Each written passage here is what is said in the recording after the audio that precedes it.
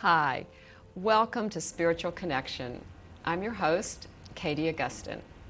So I'm a transformation coach, I'm an energy healer, I'm a shamanic practitioner, and I'm the spiritual head of Transformation Center CT, which is located in Westport, Connecticut. So at the center, we do a variety of things. We do trainings, we do workshops, we have private sessions for coaching and for healing. And we also have Sanskrit for satsang, which is Sanskrit for in the company of the truth. And we have those the fourth or the fifth Wednesday of every month. And everyone is welcome to come to that, welcome to come to the center anytime. You know, we're really there for everyone. So please join us whenever you can. And the Spiritual Connection show is all about connection, about connecting with each other, as well as connecting more fully with our own spiritual selves. So we're glad you're joining us tonight. And each week, you probably know, I have a different guest. And you can learn so much from what they have to tell you about their spiritual journey, as well as what they have to offer in the community. So tonight, my guest is Nancy Scherlong. Welcome to the show, Nancy. Thank you, Katie. Thanks for having me. Yeah, I'm glad you're able to come tonight. Me This too. is great. We've been trying for a while, haven't we? I know, we have. Yeah. We're persistent, both yes, of us. We definitely are. So I'm just going to tell our audience a little bit about you so they can get to know you Sure. before we get started. So Nancy is a writer. She's a health and wellness coach. She's an expressive arts psychotherapist and a college professor. And she lives and works right here in Norwalk, Connecticut. And also, she utilizes creativity as a healing tool in all of her work. I love that idea. I do want to learn all about that. Yeah. Yeah, but first, I'm going to ask you the question I always start with for everybody. Can you tell our audience a little bit about your spiritual journey thus far, how you got to where you are? I love that question, and I Yeah. love hearing people's different answers. I am originally from Colorado, and I was raised Baptist as a child, so I had a history of going to Sunday school and really enjoyed learning the stories of the Bible. But as I got older, I wanted something that was a little bit less traditional. So I was searching. I found Buddhism, I found Eastern traditions, and I think probably what changed it for me, when I was 19, I was in a serious car accident, and I was sort of taken out of commission for about 6 months. Yeah, it's a bit of a story. Yeah. So I had a lot of time to self-reflect, and that's when I learned how to meditate, and I learned how to do biofeedback, because I had a whole reconstructive surgery and really couldn't do anything for a couple of months except rehab.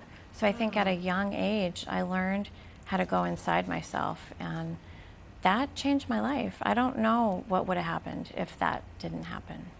That's so interesting. And how old were you? I was 19, 19. almost 20. And that's a pivotal time in Yeah. anyone's life. So I Yeah. guess in that sense, the timing was good because you were just starting your young adulthood. I think of it as a healing crisis and a positive thing. And people think that sounds kind of funny, because I was a runner and I was a gymnast and I was a dancer, and I had a reconstructed ankle, so I couldn't do any of those things anymore. But I feel like the gift that I got in terms of learning about myself, and I guess the metaphor I would use is I couldn't run away anymore. And young people kind of love to run away. It's what we do. But I couldn't do that. So I had to learn a whole other skill set. And at the time, I wasn't happy about it. I can't say that I was. Right. But now I'm 52, and looking back on the journey that I had, I don't think my life would have turned out the same in some really positive ways. That's amazing. Yeah. So, because I firmly believe that things do happen for a reason, and that we're here to learn certain lessons in this lifetime, and that seems like that was the impetus to get you on a path that you're very happy with. It was the beginning of a whole shift in perspective about nutrition, about natural healing, about biofeedback and acupuncture and all kinds of things that I don't know that I would have chosen if that hadn't happened. Yeah, so it served you well. It did. As it turns out. It did. Yeah, did it take you a while to get to that point? What was that Not evolution like? super long. I mean, at the time I was in college studying English and studying psychology, so I had a lot of internal resources. I was a writer and still am, so I wrote about it. I wrote poetry about it, I wrote some memoirs about it, and that helped me turn the story from something only painful into something helpful for me and for other people. I didn't publish that one, but I'm thinking about it. It's something I'm thinking about doing now with the retrospective of being 52 and the journey of that. Yeah, it would be. It would be. I put it away and I found it the other day and I thought, you know, I should really do something with that story. Wow. So is that something, so you are a writer and you have been for a long time, and that was a tool for you, a healing tool, it sounds like. Yeah, at the time I was an English teacher, and I was wanting to write for Hallmark, actually, was my dream at the time. Now I think poetry is quite different than what ends up on a Hallmark card. But at the time, that's what I wanted to do. And it shifted my whole career to something called poetry therapy, because I saw that people could write for healing, not just for publication and not just to be known. And so the focus of my writing changed to have it be about healing. And before that, that wasn't the case. Okay. Yeah, because I was going to ask if you would recommend that type of thing for everyone. Obviously, you would, since you teach it. Absolutely, absolutely. Oh, cool. So you were writing, and then how did the psychotherapy enter into it? Yeah, that was when I moved out here, actually. I moved from Colorado to New York. People always say I went the wrong way, that people are going to Colorado. But I have to say I love the East Coast. Oh, cool. I've been out here almost 28 years, and I have my life here now. But at the time, I felt kind of bored in Colorado. It's beautiful, but there wasn't a lot of diversity, and I didn't feel surrounded by people very different than me, and I wanted to have an adventure. So I was 24, and you can do things like that when you're 24. And I knew one person in Long Island. I picked up, moved, didn't have a job, had a plan, and I just did it. Wow, good for you. I just did it. I didn't even know to be nervous because I was naive and young. I mean, what do you have to lose, really, when you're 24? And exactly. In those days, things were maybe a little different than they are now, even. They were much simpler, I think. Yeah. So I started getting jobs in human services because I really wanted to help people. Okay. And all the jobs I wanted, I didn't have a master's degree at the time. So the best degree for me was social work, and that's what I ended up doing in the early 90s, is going back to school. And that's what took me through the healing door of being a therapist rather than the writing door of being a writer. And so I figured out I could put them both together, and I didn't really have to choose. And that was really happy news for me. Of course, at first I thought I invented it. That was going to be my question.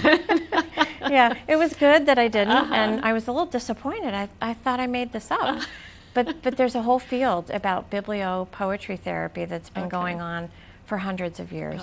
And if you really wanted to trace it back to the Egyptians, they would have their medicine man write words on papyrus and soak it in water and have a patient drink the elixir, and that's how words were healing. So it's a very ancient art. Fascinating. I did not invent it, Okay. But I'm super happy to be part of it. But you sort of fell into it in a way, It I did. guess. Or it discovered you, it sounds like. Probably both. That's cool. And so are you still doing that? Oh, I am. That's probably the cornerstone of my work, is creativity and metaphors and helping people find their healing through the arts. So, all right, well, tell me more about that. How does that work? Well, I guess the way I look at creativity is when we're stuck in a problem and we're having trouble seeing solutions, it's because we're not using our brain creatively.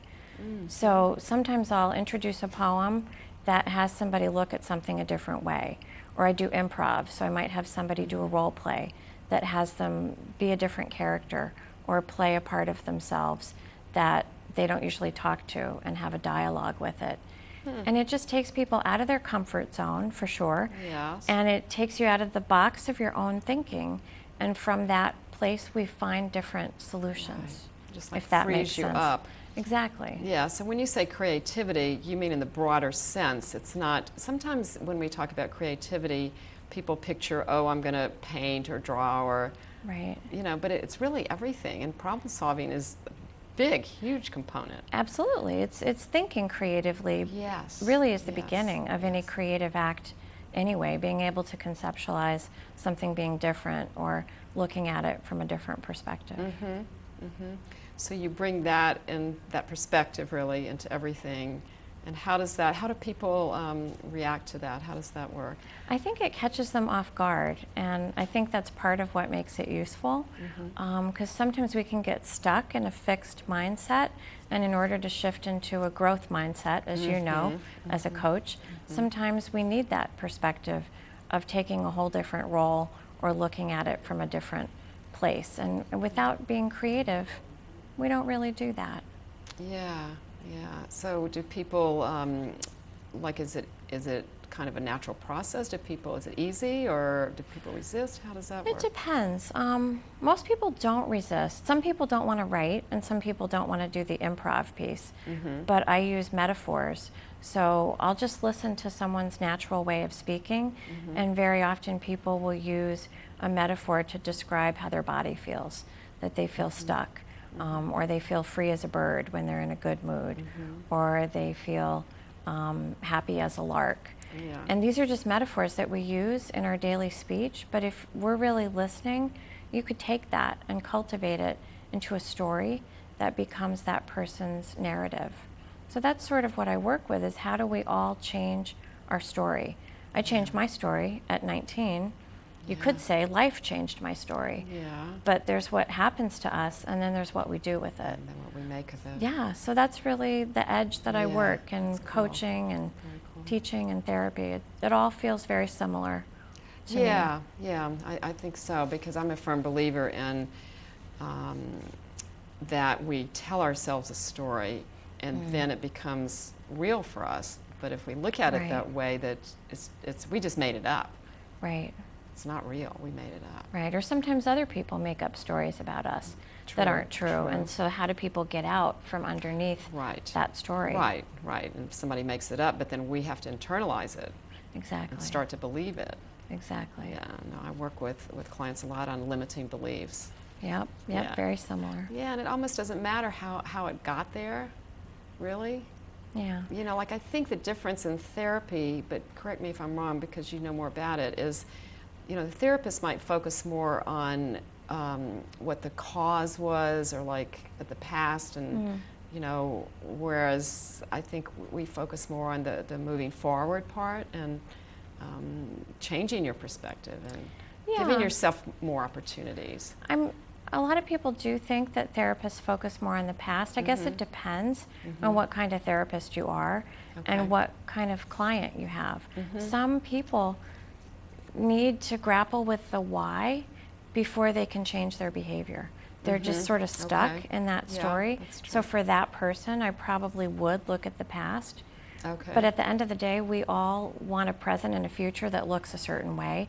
And so I agree, we have to move forward into that. And I think coaching does that from a solution perspective, and maybe counseling does it from a problem perspective. What was the problem, and how's it going to be different? Yeah. And sometimes coaching, at least the health coaching I do, can sometimes start in the middle of the story of what's the solution look like. We don't always go into the problem. Okay, so it's if like that you makes take sense. it from where you are now, Exactly. and then you just figure out now how to move forward from there. Exactly. Like, people will come with a health goal. It might be losing weight, but more often than not, it's relaxation, it's stress management. Okay. People have all kinds of tools. We have smartphones that have all these apps, but it doesn't mean people use them. And we all know how to exercise, but it doesn't mean we do it. So I'm sort of the personal version of a fitness coach, but for mental health and to help folks with prevention. I work with a lot of people who are in a disease recovery process, could be cancer, and they don't want to have cancer again. And we can't fully control that, but managing stress, adjusting diet makes a big impact. Right. And a lot of people get that wake-up call in their life and they want to do something active about it. Yeah, or just change your lifestyle so where it's more conducive to health. Exactly. Yes, because I was going to ask you about your health coaching, like how that worked. I think it grows probably out of what happened to me.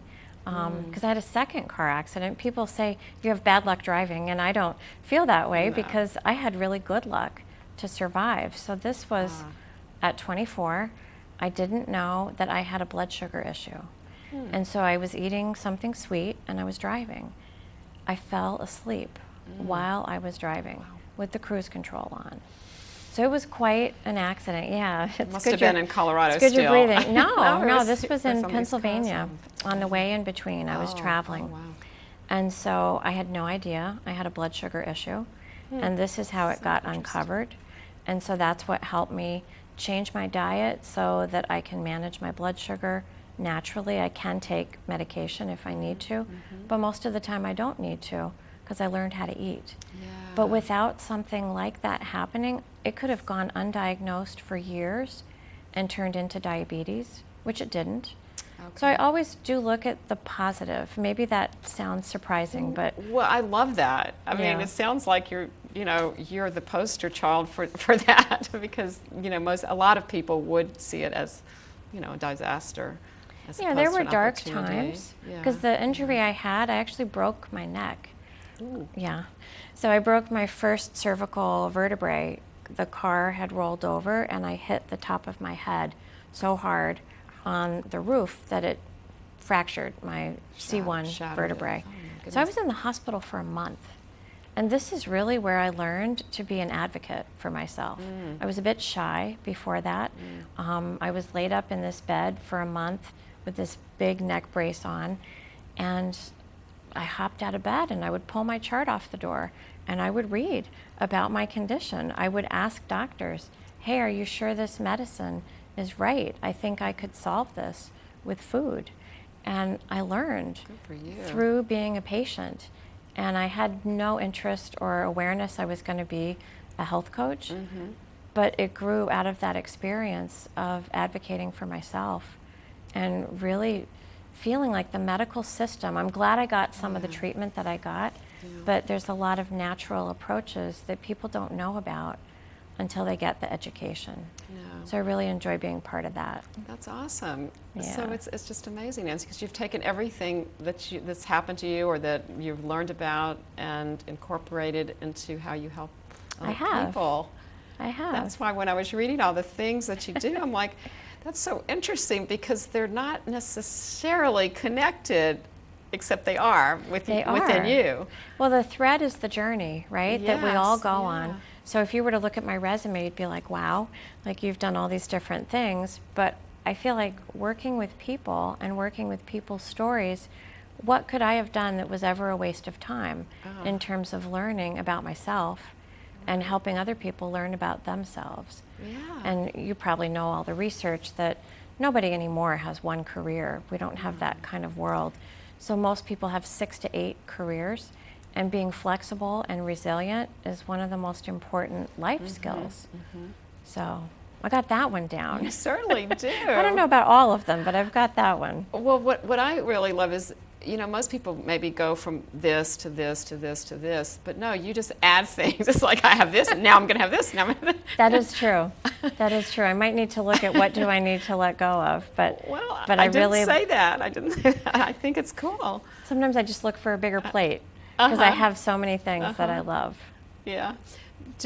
Speaking of that, do you ever feel like you're running out of time? Like you don't have time in your day or your week or your month? Not really. Okay. Maybe 3 or 4 years ago, I find that the aging process, the awareness that there's finite time and there's finite energy, helped me pare down my choices. That's cool. So I have a couple of different office locations.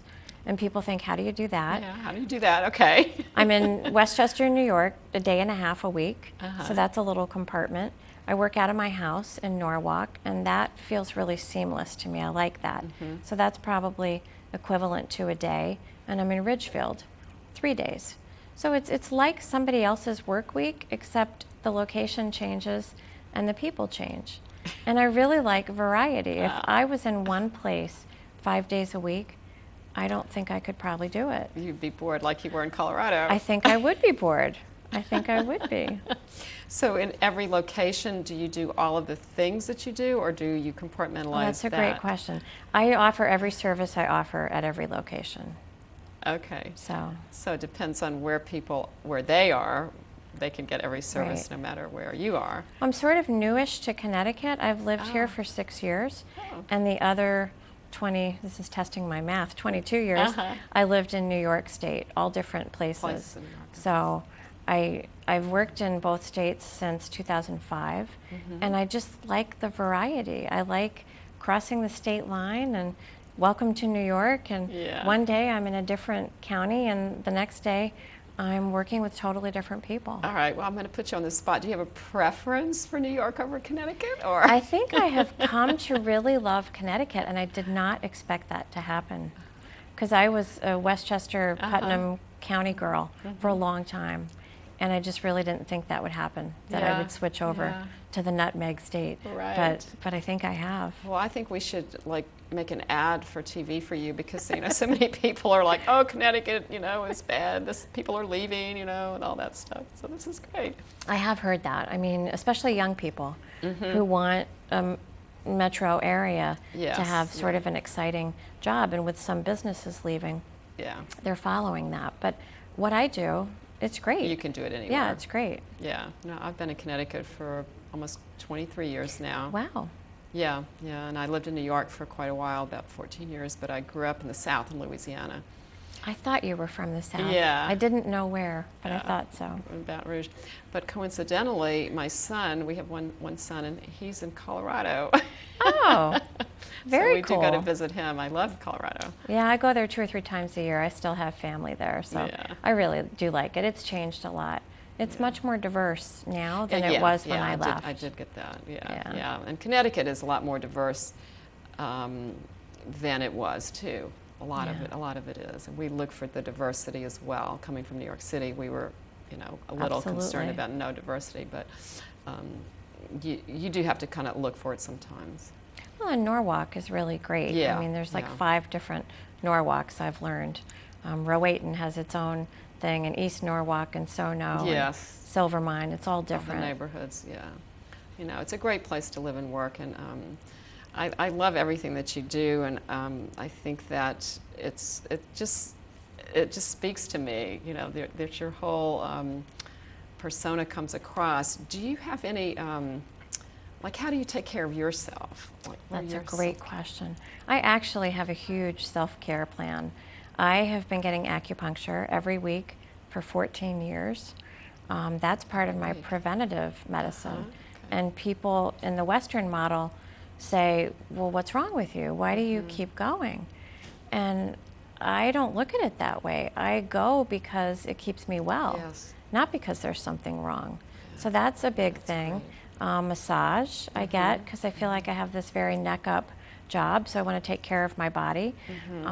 I try to exercise. I'm more of a walker than I am anything else, and I like to bike ride, and I just like to be out in nature. So an active outdoor lifestyle. And meditating is a big thing. I think that's very helpful. How do you find time for all that? Well, there's a funny expression, you might know it. I don't know if it was the Dalai Lama, but somebody said if you don't have time to meditate, then meditate for an hour. Yes. So the more I perfect. meditate, the more time I feel like I have, and really just slowing down and being mindful. I'm not a big TV person in terms of movies and like network television, but I do a lot of Netflix, and I choose what I watch, and I'm very careful about how I spend my free time. You value your time. I do. Yeah, no, I think that's the best solution, because the other saying is, if you want something done, you give it to a really busy person, right? That's true. It sounds like you're pretty good at time management. I am usually pretty good. I still have a procrastinator in me, but my procrastinator is very creative, and at the last minute I have great ideas. So it continues to Right. work for me. If it stops working, I'll have to look Maybe. at that. Yeah. But it works. I mean, you do something different. Yeah. Well, I used to be like a crazy doer. I considered it, and I learned from my dad. He said, you can like do a little bit less doing and a little bit more being. Just try it out. Yeah. Try out that balance. And That's good advice. Yeah. And then over the years, I've really come to value that. I thought that there was something like you have to be productive all the time, but you can be productive just by being. Oh, just doing nothing is Yeah. the best thing. Yeah. I'm a big get up in the morning early person. So I'm usually up by 4:30 or 5. Okay. And so I putter for a good hour and a half. And that's really my time to do nothing. Drink coffee Yeah, and just processing. read things. Maybe sit outside. We have a lot of Uh-huh. birds outside the house. I was actually watching an owl today, and I'd never seen a barred owl that close up. It was probably, I don't know, 4 foot tall. It was a big Wow, owl. That is big. Very big. And just watching nature. Yeah. And that's the Colorado part of me, probably. Yeah. I didn't appreciate nature really growing up in Louisiana as much as I do now. I wish I had then, but Yeah. it's never too late. And I find that it's very healing, and just you can just be, and just the variety. And being with animals. I don't know, not too long ago, I was up at Possibilities Farm, I Carrie have Brady's not been there. Yes, I do know. in Wilton, and the horses are just amazing creatures. And I did a whole thing, like a little blog about it, what horses have to teach us. And it was my first real experience with that. Wow. Wow. So I would Yeah, I grew up definitely on a recommend. farm. We didn't have horses, but my father, to this day, is a cattle buyer. So he still Oh, really? works a little bit at 92. And so I grew Gosh, up that's great. in my first 5 years on a farm watching baby calves, the ones that were rejected by their mother. My dad would be bottle feeding them. And we had corn, and I just grew up on the land Yeah. watching You're how close people live. to it, very Exactly. Yeah. I think that does make a difference. It does help. Yeah. So cute. My niece is visiting right now from Dallas, and she's just enamored with the whole landscape, the trees, and we have deer in our backyard here. Oh. Yeah, it's beautiful here. It's very beautiful. Yeah, so she's really enjoying that whole, just sitting there watching the deer, because they're not scared of us as humans. It's their property, the way I look at it. Right. We stole it from them. Exactly. But anyway, I feel like we could just talk all night. I do Nancy. too. I This do is so too. much fun. I'm so glad you're able to join us. Oh, and- me too. I've been wanting to. I've been wanting to come see you here. Yeah, well, thank you for joining us. And we did put up information about how to contact you on the screen. Okay, So great. Thank you. People can contact you. Thank Yeah. you. So thanks to our audience for being here on Spiritual Connection. We enjoyed having you and hope to see you on the next episode. Thank you so much. Good night and blessings. Thank you.